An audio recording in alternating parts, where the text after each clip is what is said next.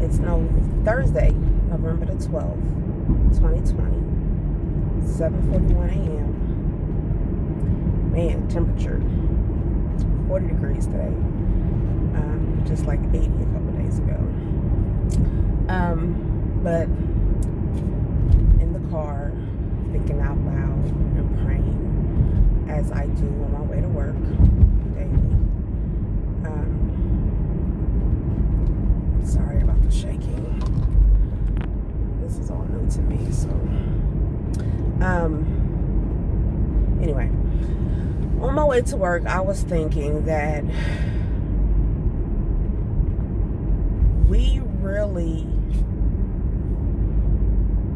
God has given us everything that we need. His children. He has given us everything that we need. There is no reason for us to be at lack in our lives. There should not be. Because if Jesus came to give us life and life more abundantly, why do we lack? And I'm going to tell you the reason why we lack. We lack because we refuse to choose the right way. Period. God said, choose ye this day. I'm sorry, Joshua. Who you're going to serve. Who are you going to serve? If you serve me, Jesus, God, if you serve him, then you will choose the way I want you to choose in order to receive this life more abundantly. You have to do it his way. How else do you pledge allegiance other than obedience?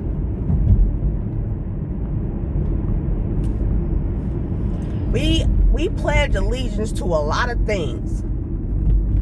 To flags. To countries. Because it ain't even got to be a country to have a flag. You want a flag, you put something on it, and it's yours. And you wave it, and it's your truth. But God said that's not his truth. Your truth is not his truth until you are obedient.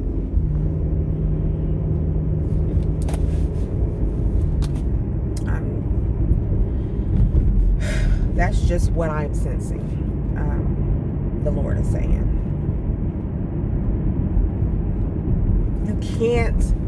You can't call yourself his until you do what he's told you to do. And he's given us everything we need. All the instructions are in his word, but we don't find it a necessity.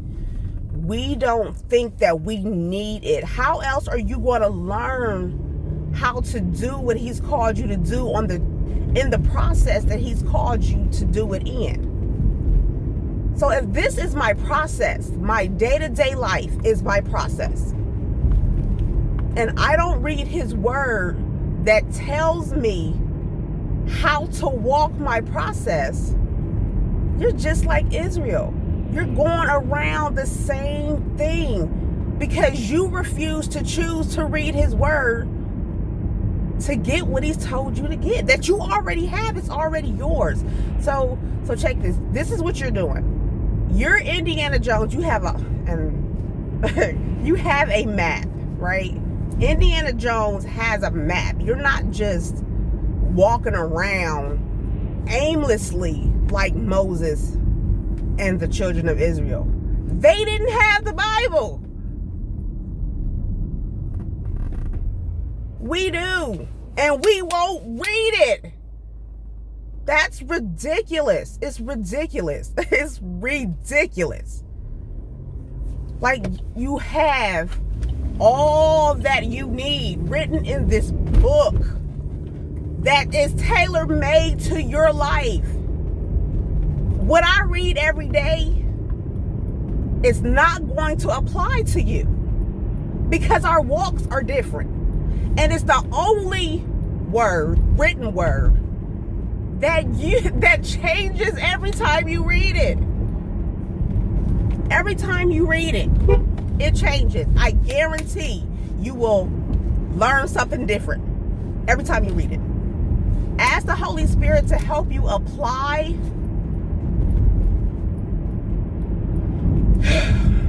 what you read. It's tailor-made. You don't have to try to figure this out. He's written it all out for you. It's ridiculous.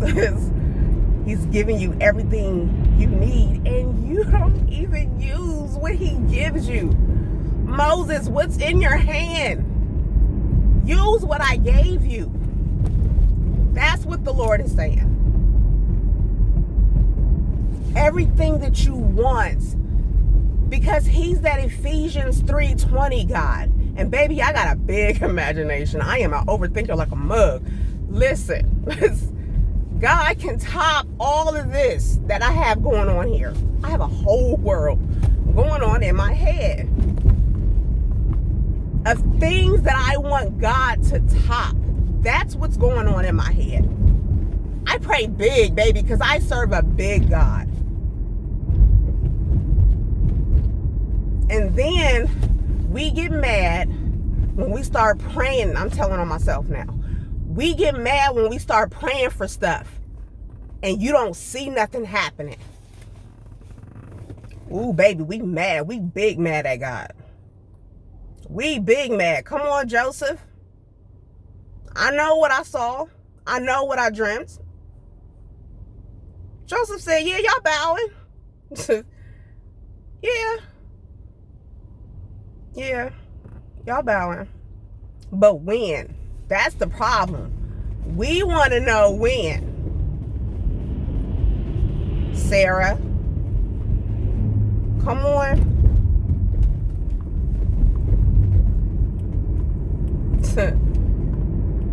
You know what he said. You know what you saw. You spoken it. You have in some form spoken it, because what's in the heart comes out the mouth. God said, shut up. John's dad, Zacharias. What was his daddy's name? John's daddy's name. Shut up. I have a whole sermon called The Gift of Shutting Up. Shut up, Joseph.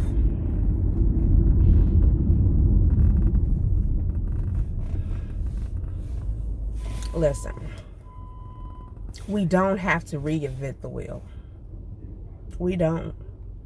But in order to get the wheel to work like it's supposed to work, you need to know everything about it. What was its purpose? If you don't know your purpose, you can't even possibly receive the abundant life. Baby, you have to know your purpose. Moses, what's your purpose? What's your purpose? And then once you discover your purpose, you'll realize the process. And how do you handle the process? You read the word. You read the word. He's giving you divine helpers in the form of angels. He's giving you the people in your sphere of influence. The people that you see day to day. You never know. Your process is helping somebody else's process. And when you're not obedient, your disobedience costs. And it's not just costly to you. It's costly to everybody in your sphere of influence. So if I can't get me together, you can't get together. We are one body. We are one body. How can a body live if it's fighting itself? It cannot. It cannot. God, in his infinite wisdom, has given us so much of himself, and we choose not to see him. You cannot tell me that you have not seen God today.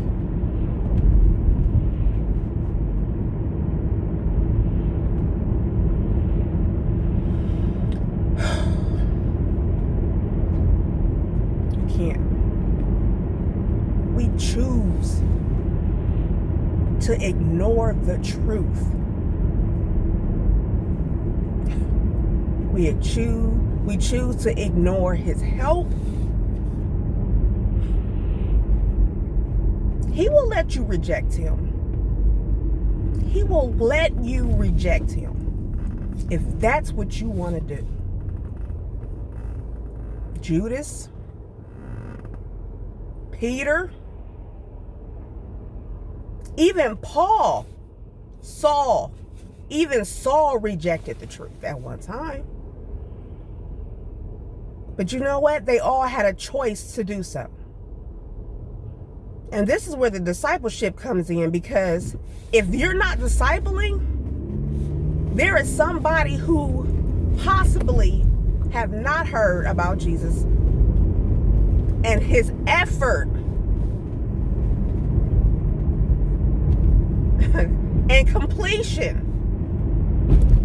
because he didn't just try to do it, he did it. He has redeemed our souls from eternity, from an eternity of pain and separation. For eternity, yo? We can't even fathom how long that is. And he said, you don't even have to go through that. All you got to do is accept my truth as your truth.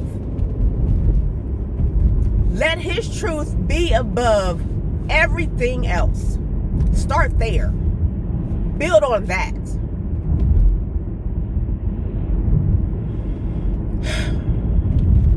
I'm sorry. That's my ride to work. No, today was different. Today was different.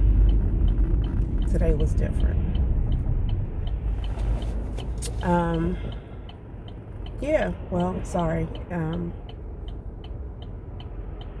That was very intimate. I would have never done this on my own. So, to God be the glory. And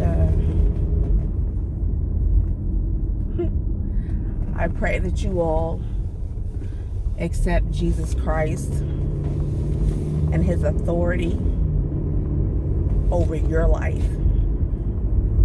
That's my prayer. That's my prayer for you. All right, guys. Well, I'm at work, so have a great day.